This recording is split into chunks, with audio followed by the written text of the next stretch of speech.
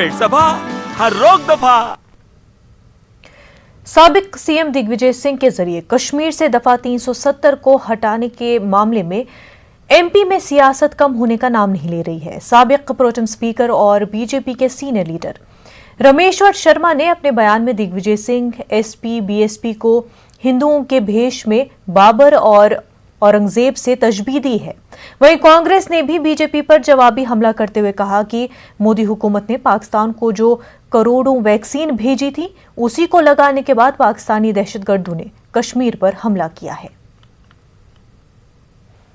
सिंह, सपा, बसपा, आप और कांग्रेस ये हिंदुओं के वेश में औरंगजेब और बाबर हैं। ये ध्यान रखिए, ये वो लोग हैं जो हिंदुस्तान में हिंदू जब एक होगा तो ये जाति के नाम पर संघर्ष करेंगे। हिंदुस्तान में हिंदू जब हिंदुस्तान के स्वाभिमान के साथ खड़ा होगा तो हिंदुओं में ये मतभेद करेंगे।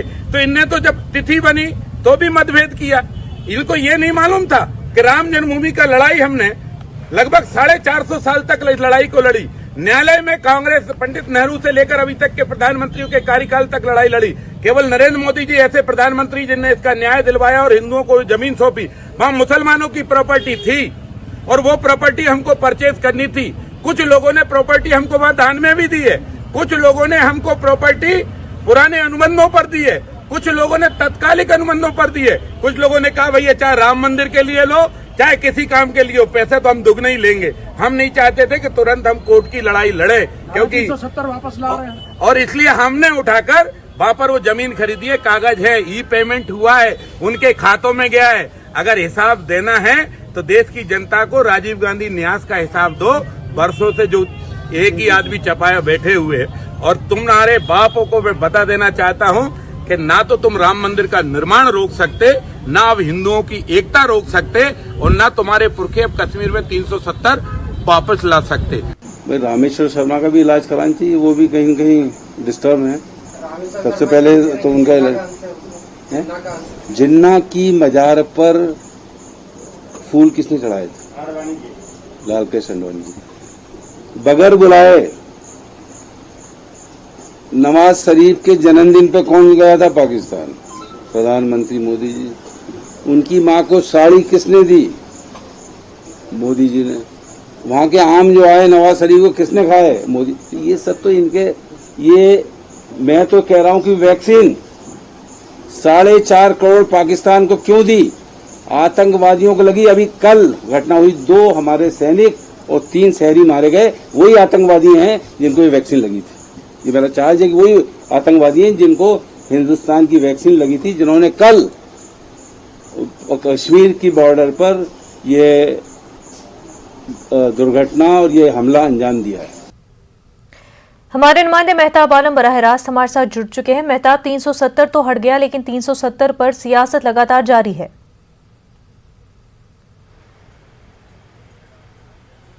यकीनी तौर पर मुनज्जा जो सियासत हो रही है वो सियासत अब 370 से बिल्कुल मुख्तलिफ हो गई है। और यहाँ पर देखिए कि अब दोनों पार्टियों के लीडर, चाहे भारतीय जनता पार्टी की बात करें या कांग्रेस की बात करें, अब ये दोनों एक दूसरे की जातियात पर आ गए हैं।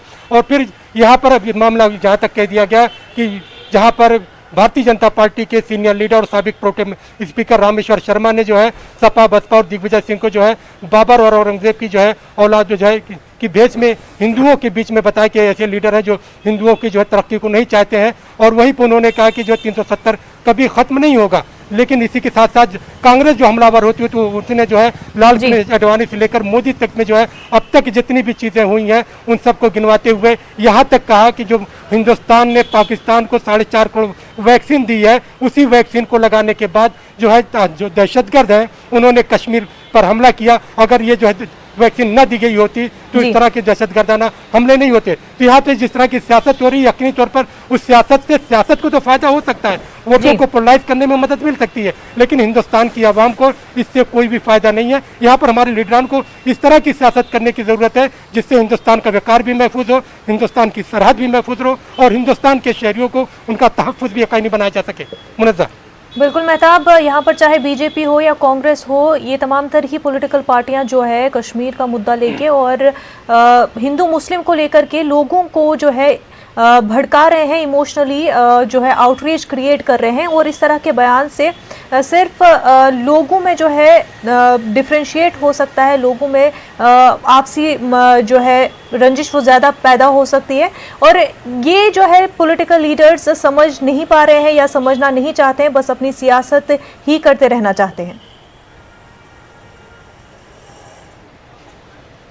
देखिए, सियासत से ही सियासत के मफाद पूरे होते हैं।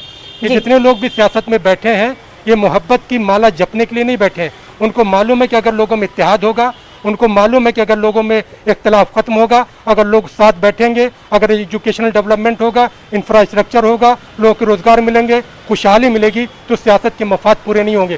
सियासत के मफाद तब पूरे होते हैं जब लोगों में इख्तलाफ होता है, जब इंतशार होता है, जब लोगों के दिलों में दूरियां होती हैं, कदूरत होती है, तब सियासत के मफाद पूरे होते हैं। तो सियासत तो इस तरह की चीज़ों को ही हवा देना चाहती है जिससे लोगों में इंतशार हो।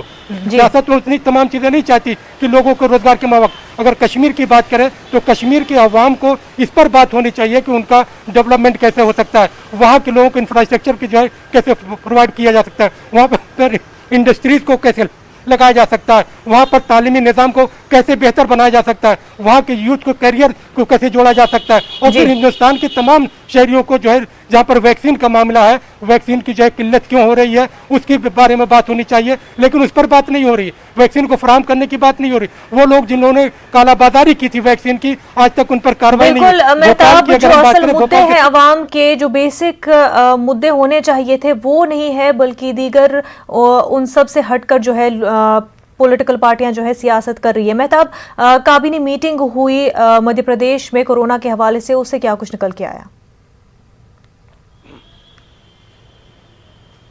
मुझे तो बहुत अच्छा सवाल आपने पूछा। काबीना की मीटिंग हुई और काबीना मीटिंग में वो इशू जो न्यूज़ 18 ने कल उठाया था कि मुख्यमंत्री बाल कल्याण योजना जो बनाई गई है, उसमें वो बच्चे जो कोरोना कहर में अपने सरपरस्तों से जो है महरूम हो गए हैं, उनको सरपरस्ती के लिए हुकूमत के जरिए जो पॉलिसी बनाई गई थी, लेकिन उस पॉलिसी में जो तफरीक हो रही थी, क्योंकि हुकूमत ने जो पॉलिसी बनाई उसमें 1 मार्च 2021 से पहले जिन बच्चों के वालिदैन का इंतकाल हुआ उनको 2000 रुपये की पेंशन, और जिनके मार्च 2021 के बाद इंतकाल हुआ उनके पेरेंट्स का, उनको 5000 देने की बात की गई थी। तो आज काबीना मीटिंग में इस पर फैसला तो नहीं हुआ, लेकिन काबीना मीटिंग में इतना ज़रूर हुआ कि एक ग्रुप ऑफ मिनिस्टर की कमेटी तश्कील दी गई है। वज़ीर आज़म ने और कमेटी तश्कील दी है जो अगले इतवार तक जो अपनी मीटिंग करके एक पेपर तैयार करेगी और उसका प्रेजेंटेशन सीएम के सामने होगा। उसके बाद हतमी फैसला होगा। लेकिन ग्रुप ऑफ मिनिस्टर कमेटी इसलिए तश्कील दी गई क्योंकि उसमें लोगों की समझ में आया कि इसमें कहीं ना कहीं जो पॉलिसी बनाई गई है उस पॉलिसी में आवाम को जो फायदा मिलना चाहिए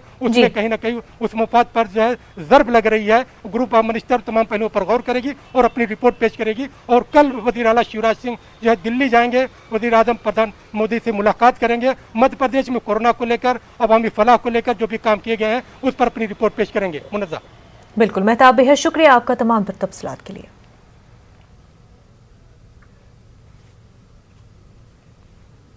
आगे बढ़ते हैं। इसराइल की नई हुकूमत ने दाएं बाजू के कौम परस्तों को आज मकबूजा बैतुल